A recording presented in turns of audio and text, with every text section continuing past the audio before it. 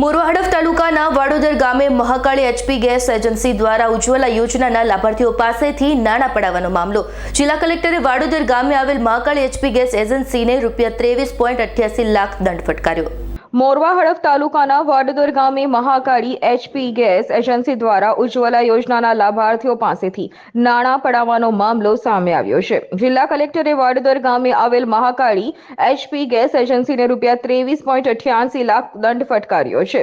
જિલ્લા પુરવઠા અધિકારી દ્વારા ગત જાન્યુઆરી માસમાં ગેસ એજન્સીમાં આકસ્મિક તપાસ હાથ ધરાઈ હતી.